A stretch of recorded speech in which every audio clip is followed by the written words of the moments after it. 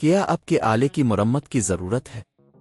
ہم مفت تشخیص پیش کرتے ہیں بغیر کسی فون سفر کے آپ کے دروازے سے لے کر واپس کرتے ہیں۔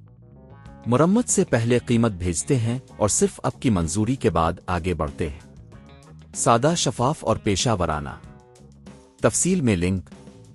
ڈائسن V10 کی بیٹری کو تبدیل کرنا ایک آسان عمل ہے جو آپ خود گھر پر کر سکتے ہیں۔ آپ کو صرف چند چیزوں کی ضرورت ہوگی: ایک نئی بیٹری، ایک سکریو ڈرائیور اور کچھ وقت۔ پہلا قدم، بیٹری کی خریداری۔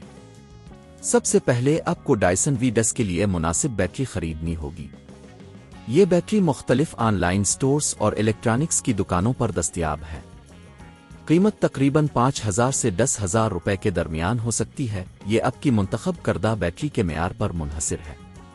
دوسرا قدم، ویکیوم کلینر کی تیاری۔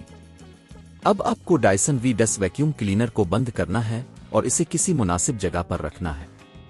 یہ ضروری ہے کہ جب آپ بیٹری کو تبدیل کریں تو ویکیوم چلتا نہ ہو۔ تیسرا قدم، سکریو ہٹانا۔ اب آپ کو بیٹری کے ہولڈنگ سکریو کو ہٹانا ہوگا۔ اس کے لیے آپ کو سکریو ڈرائیور کی مدد لینی ہوگی۔ سکریو کو گھما کر ہٹائیں اور بیٹری کو آرام سے باہر نکالیں۔ چوتھا قدم، نئی بیٹری لگانا۔ اب آپ کو نئی بیٹری کو جگہ پر رکھنا ہے۔ یہ یقینی بنائیں کہ بیٹری صحیح طریقے سے فٹ ہو رہی ہے۔ ہولڈنگ سکریو کو دوبارہ لگائیں اور اسے اچھی طرح سے بند کر دیں۔ پانچواں قدم، ٹیسٹنگ۔